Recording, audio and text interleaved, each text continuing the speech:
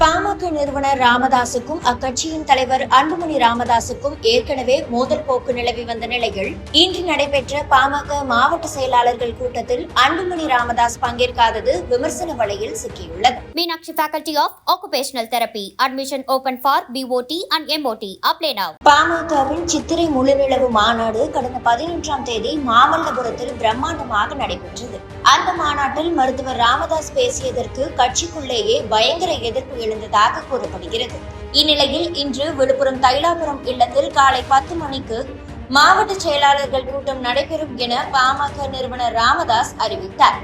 இந்த கூட்டத்தில் சட்டப்பேரவை தேர்தலுக்கான கூட்டணி முடிவுகள், தேர்தல் பணிகள் உள்ளிட்டவை குறித்து ஆலோசிக்கப்படும் என தகவல்கள் தெரிவித்தன. இந்த கூட்டத்தில் மாவட்ட செயலாளர்கள், கட்சி பொறுப்பாளர்கள் என அனைவரும் பங்கேற்க அழைப்பு விடுக்கப்பட்டுள்ளது. கடந்த சில நாட்களாகவே பாமக தலைவர் அன்புமணி ராமதாசுக்கும் அக்கட்சியின் நிறுவனர் ராமதாசுக்கும் இடையே மோதல் போக்கு நிலவி வருகிறது. ஏற்கனவே தலைவர் பதவியில் இருந்து அன்புமணி ராமதாஸ் நீக்கப்பட்டு செயல் தலைவராக செயல்படுவார் என ராமதாஸ் அறிவித்தது பெரும் சர்ச்சைக்குள்ளானது. இதன் காரணமாக பாமகவின் சித்திரை முழுநிலவு மாநாட்டிலும் அன்புமணி தனது வருத்தத்தை வெளிப்படுத்தியதாக கூறப்படுகிறது.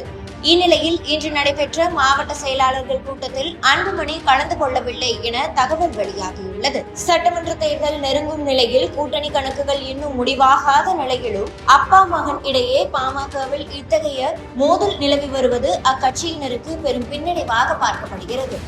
Meenakshi Faculty of Occupational Therapy. Admission open for BOT and MOT. Apply now.